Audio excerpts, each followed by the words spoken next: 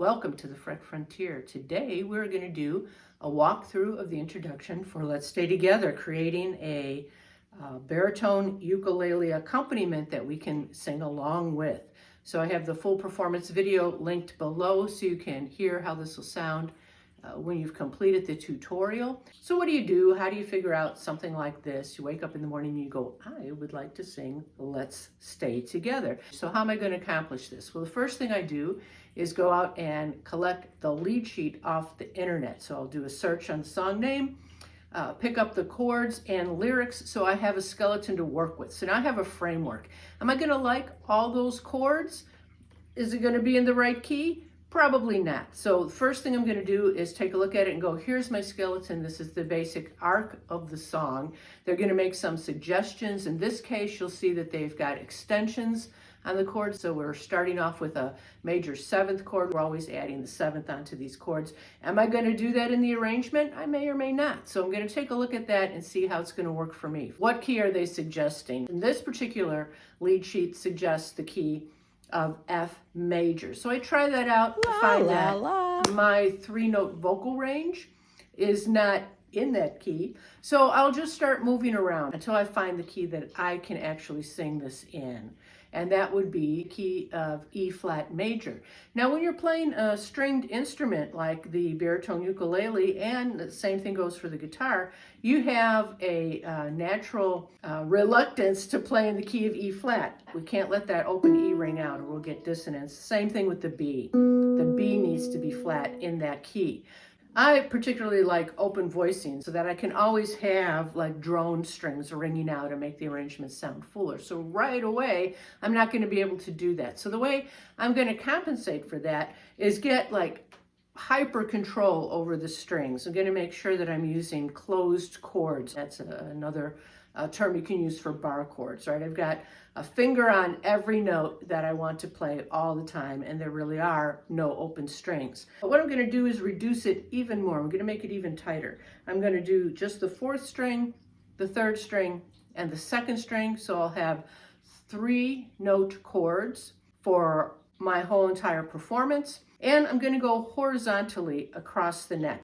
So we've done some work on this channel, understanding our major scales going horizontally across the neck. That's done in the Circle of Fifths study series, and I'll leave a link to the first episode in that series if you're curious.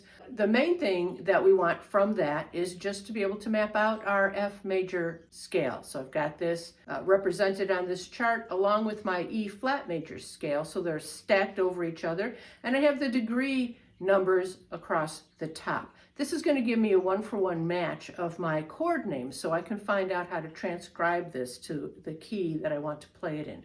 So when I take a look at the lead sheet, so basically I've got just 4 chords that I need to translate. They're repeated over and over in a configurations that's following the arc of the song. First, when I look at the B flat major, that's the 4th degree of my scale. So I'm going to swap that for the A flat. Every time I see B flat, I'll play an A flat chord. And when I see the A minor 7, I'm going to swap that for a G minor. G minor, I'm going to swap that for the F minor. And the C will become a B flat.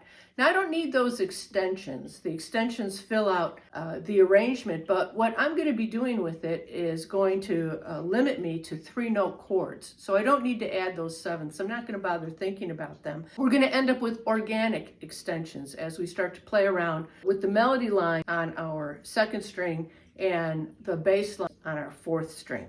Our 3rd string is basically going to be a harmonizing sound that fills in, creating the tonal centers of these chords as we go along. And it's very easy. It sounds more complicated than it is, I'm sure, by the way that I'm describing it. And I'll show you how easy it is to do. Let's start off with the introduction. So we have our chords. Let's run through our chords, and they look like bar chords, but don't panic because we're not going to play any bar chords, where we're going to add and subtract things to create our arrangement. So let's start off with our A flat major. So I'm going to pick an A flat major that starts off on the 1st string. So that's my root. I bar the 1st finger across the first 2 strings on that 4th fret. 2nd finger comes on the 5th fret, 3rd string, 3rd finger. The minor shape is going to be used in two places. So I'm learning one chord and I'm just moving it. So if I come from my A flat, let's keep the root on the first string. I'm going to G right here on the 3rd fret. I'll bar across the first 3 strings, bring my 3rd finger over to the 5th fret of the 4th string. There's my G minor. Now, if that's my root, that G, I also need an F minor. So I'm just going to move that down. Here's G, here's F. Take my G, slide it down to that 1st fret. I've got my F minor. I need one more chord, B flat. I'm on the F minor. What's close? I have a B flat on the 3rd string. G, A, B. There's my B flat. Okay. So I'm going to have my little finger on the 3rd fret of the 2nd string, 3rd finger, 3rd fret of the 3rd string, and 2nd finger, 3rd fret of the 4th string. Index finger comes down on the 1st fret of the 1st string. So let's just go through those. A, G minor, F minor, and then B flat. Okay, so those are the chords I'm working with for the introduction. The other thing about the introduction is nobody's singing. There's a little instrumental run that's happening there. So we're going to grab that and move horizontally underneath these chords that we're going to play. Okay, so that melody line starts in this key on G, and that is going to be our 8th fret of the 2nd string. So this is how our melody line is going to go. When we're under that A flat major chord, our melody note is going to be that 8th fret. When we're on the G minor, our melody note is going to be the 6th fret. When we're playing against that F minor chord, we're going to have the 4th fret on that same string. When we're playing against that B flat chord, we're going to do this 3rd fret. Okay, so those are our notes. One more time. We only have 8th fret, 6th fret, 4th fret, or 3rd fret to worry about. So now let's play a melody line that's reminiscent of the opening. Every 2 beats, we're going to play a note. We're starting to get this melody line in our heads. This isn't going to be the final rhythm we'll play it against. We just want to get it under our fingers. Play it with me. 2, 3, 4, 1, 2, 3, 4, 1, 2, 3, 4, and then again. 1, 2, 3, 4, 1, 2, 3, 4. Okay, so that's our introduction, the whole introduction melody line that's going to be played. But that's pretty thin, right? If you just play that by itself, it's not really engaging. It's not going to pull the listener in. So now we're going to add another voice there. We're going to add a bass line. And we're going to get the bass line from the actual chords that we're playing under. So always be aware of the chord that you're playing against. Okay, in this case, we're starting off with this A flat, right? And my natural bass note organically, right, just holding this chord, is this 6th fret of the 4th string. And I'm just going to take those. I'm I'm using those chords, so I'm going to take those notes. And then for the G minor, I'd have the 5th fret. For the F minor, I'd have the 3rd fret. Those are the only bass notes that we need, because we're going to have the same bass note under that B flat chord, right? If we look at this, that's going to be the 3rd fret here. And notice what I'm doing here. I've got the skeleton that I got off the internet. It's suggesting I go back on the way up and grab this G minor chord again, working my way back up to the A flat.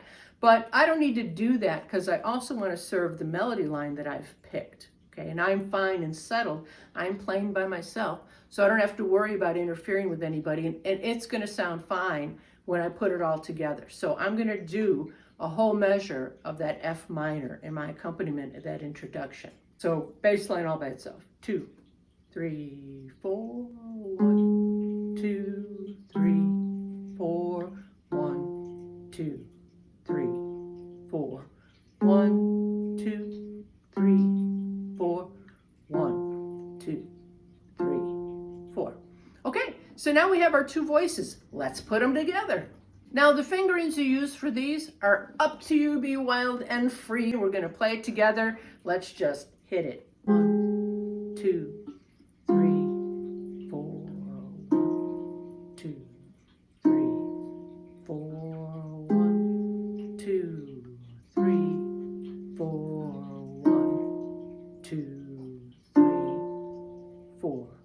already you're starting to hear fullness. You're starting to get a feel of the tonal center, because now that bass note is guiding us along. Chord changes are happening. They still are ambiguous because we haven't added anything in harmonized with, but we're getting a fuller sound, and the ear is better able to follow what's going on than it could just with that melody line. So now let's go fill in our third voice. So for the third voice, very intuitively, we're going to take a note out of the chord that we're playing in the background. And when we start off, right, this first shape here that we have, the A flat, let's take a look at that chord. The chord we're using is, everybody is stacked far away from that note we want. Here's the 8th fret. We don't need this note anymore. We don't need anything that's happening here on this 4th fret. So I'm gonna switch that position around. I just need these 2 strings. So I need my 3rd string, 5th fret, and I need my 4th string, 6th fret, and I need my 2nd string, 8th fret. Let's make that less painful. So this is the fingering I'll use, 2, 1, 4. This is my sound. Okay, very pretty. Okay, and then I'm going to come down and do the same thing with my G minor. Just slide my little finger down to that 6th fret. Okay, and my 3rd finger will come to my bass note, which I already know about. That's on my 5th fret, 4th string. Or for G minor, we would have this bar. Well, we don't need to bar it, right? Because we're covering the notes that would otherwise ring out. All we need to do is let that first finger sit on the 3rd fret of the 3rd string, and that's our 3-note voicing, ignoring that 1st string altogether like it wasn't even there. Okay. Oh, also very pretty, I like that. Okay, and then we go down, move that configuration, slide that down. These fingers you want to lift because they're going to squeak. And then get that little finger on the 4th fret, press these fingers back down. There's my F minor. And then the last configuration change I need is to accommodate that B flat in the last measure. For that, you know, that B flat, we had all this business going on. All we need here, right, we had these fingers stacked. So we have the 2nd string, we have the 4th string. Now we're adding the 3rd string, and you can do it like that. You can have a tangle of fingers, or you can just take your index finger and lay it across all those strings, right? And that's what I do. And I also let my 2nd finger help, so they're smashing onto those strings. And hopefully you're playing on an instrument where that's pretty comfortable. If you use 2 fingers together, it doesn't hurt too much. If your strings are low enough to the neck, that will hopefully feel okay. If it doesn't, then go ahead and do whatever individual configuration you can grab at that point. You just want to have all 3 of those strings coming out nice and clear so you can hear all the voicings. As we play it together now, you'll hear all 3 voicings, and we're still doing this very simple timing rhythm. 2, 3, 4, 1, 2, 3, 4, 1, 2, 3, 4, 1, 2, 3, 4, 1, 2, 3, 4. Okay, so now let's add our finger picking pattern.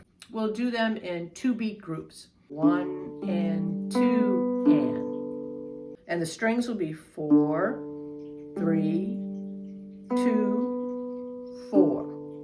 My fingering, the thumb is doing my bass strings, and on the baritone ukulele I consider my bass strings my 4th and 3rd string. Thumb, thumb, index. We come back with the thumb on the 4th string on the and of 2. 1 and 2 and. Okay. So then our next 2 beats, same thing. 3 and 4 and. So let's put that together. We're basically repeating that pattern twice. We're doing it 8th notes. 1 and 2 and 3 and 4 and 1 and 2 and 3 and 4 and 1 and 2 and 3 and 4 and. Okay. On the second measure, we have a different pattern. We're going to roll the notes a little differently. So I'll show you that pattern. 1 and 2 and 3 and 4 and. Now tell you the string that we're doing.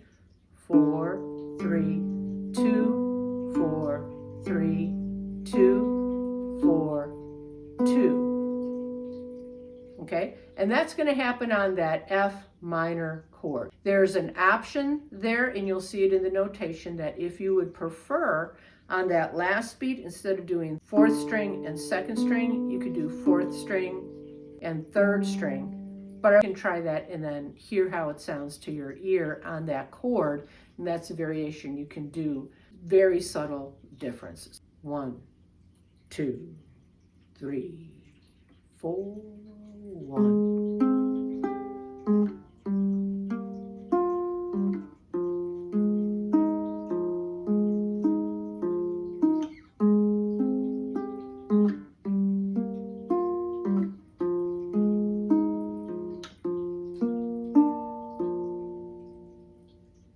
Okay, one more time. 2, 3, 4.